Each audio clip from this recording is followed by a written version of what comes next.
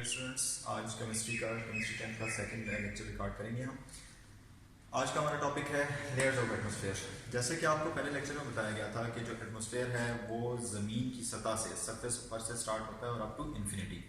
कोई ख़ास मकाम या ख़ास हद उसकी तयन नहीं है। अब लेयर्स, अगर लेयर्स डिवाइड की गई हैं तो लेयर्स किस तरह से डिवाइड की गई हैं? लेयर्स 2-3 असूल पर डिवाइड की गई हैं। सबसे पहले टेम्परेचर वेरिएशन, और दूसरी बात आ जाती है कि इस लेयर में क्या चीज़ पाई जाती है, कंपोजिशन कौन सी। आज हम उसको डिस्कस करते हैं। लेट्स से ये हमारी अर्थ है,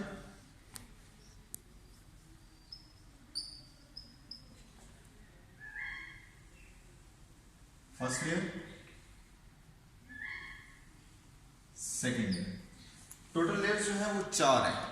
जो एटमॉस्फेयर की लेयर्स डिवाइड की गई हैं वो 4। आज के लेक्चर में हम 2 लेयर्स को जो है वो डिस्कस करेंगे। जो पहली लेयर है, पहली लेयर को कहते हैं troposphere. Troposphere surface of earth से लेके ऊपर 12 किलोमीटर तक ये ट्रोपोस्फेयर होती है, यानी फ्रॉम 0 किलोमीटर टू 12 किलोमीटर।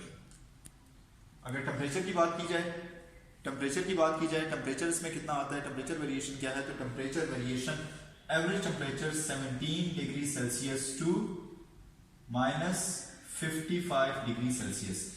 जैसे जैसे ऊंचाई बढ़ती जाती है उस तरह से टेम्परेचर जो है वो क्या होता जाता है, डिक्रीज होता जाता है।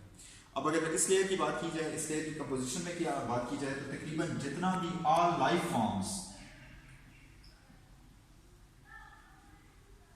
जितनी भी जिंदगी है, यानी इंसान या चरिंद या परिंद या नबातात, जो कुछ ऑल लाइफ फॉर्म सारे के सारे कहाँ पे होते हैं? ट्रोपोस्फेयर में होते हैं। सेकेंडली, सारे के साथ तकरीबन मोस्टली या सारा जो वाटर वेपर्स होते हैं वो इसी पे होते हैं, इसी लेयर में होते हैं।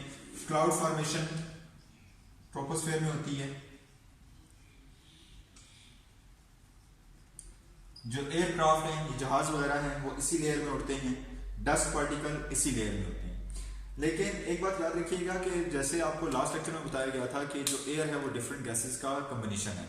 जैसे जैसे जमीन की सतह से ऊपर जाया जाएगा, ऊंचाई बढ़ती जाएगी, वो जो एयर कंपोजिशन है, जो गैसेस की मिकदार है वो क्या होती जाती है, वो रिड्यूस होती जाती है। ये तो होगी ट्रोपोस्फेयर की बात। अब सेकंड हम बात करते हैं, सेकंड जो लेयर है दैट इज स्ट्रेटोस्फेयर।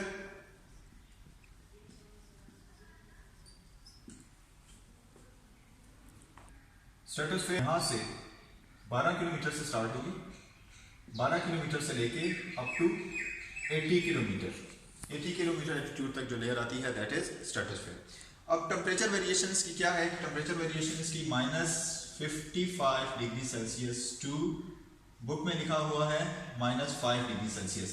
लेकिन एक बात याद रखिए कि स्ट्रेटोस्फेयर का जो टेम्परेचर है वो तकरीबन 2 डिग्री सेल्सियस तक भी बढ़ सकता है। कुछ साइंटिस्ट के जो तजर्बात हैं, ये जो कुछ कैलकुलेशंस हैं, उनमें ये टेम्परेचर -5 की बजाय 2 डिग्री सेंटीग्रेड तक है। अब बात आ जाती है कि ये आपको एक बात बड़ी अजीब सी लग रही होगी कि ये लेयर यहाँ से जब ऊपर गई है तो ऐसा ऐसा ऊपर ठंडी होती गई, लेकिन ये लेयर -55 से स्टार्ट होकर तकरीबन -5 डिग्री सेल्सियस तक या 2 डिग्री सेल्सियस तक जा रही है, यानी ये गर्म हो रही है। अब इसका रीज़न क्या है, इसकी वजह क्या है? ओजोन जो एक प्रोटेक्टिव लेयर है वो यहाँ पे पाई जाती है स्ट्रेटोस्फेयर में। ओजोन के पार्टिकल्स सबसे ज्यादा जो मौजूद होते हैं वो स्ट्रेटोस्फेयर में होते हैं, that is round about 10 ppm particles पर मिलियन।